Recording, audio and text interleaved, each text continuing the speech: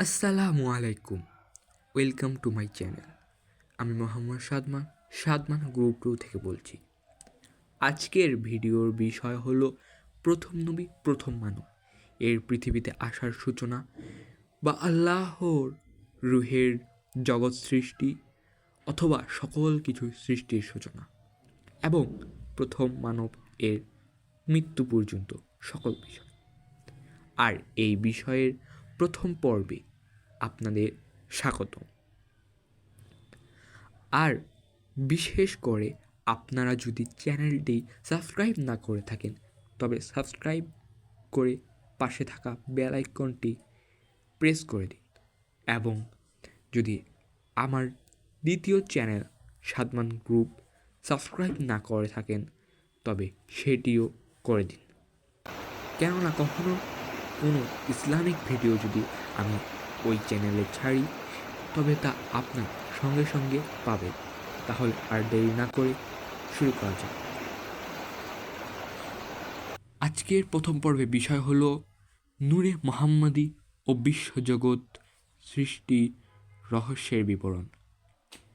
মানুষ যখন কোনো কিছু তৈরি বা সৃষ্টি করতে ইচ্ছা করে তখন মানুষ তার তৈরি বা সৃষ্টি বস্তু সম্পর্কে একটা ধারণা পোষণ করে এবং একটি কামনা ও বাসনা থাকে যে আমি এ উদ্দেশ্যে এরূপ এ আকৃতিতে অমুক বস্তুকে সৃষ্টি করব।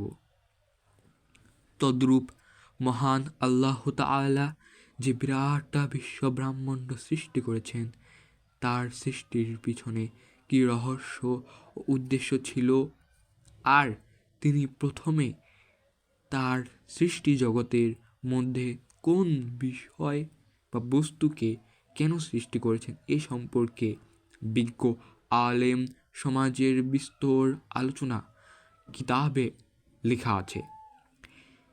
এখন দেখা যাক মহান আল্লাহ প্রথমে কোন বস্তুকে সৃষ্টি করেছেন এ সম্পর্কে এখনও আলোচনা করা হচ্ছে। আল্লাহ তাআলা তার সমুদয় সৃষ্টির মধ্যে সর্বপ্রথম নূরে মোহাম্মদীকে সৃষ্টি করেছেন।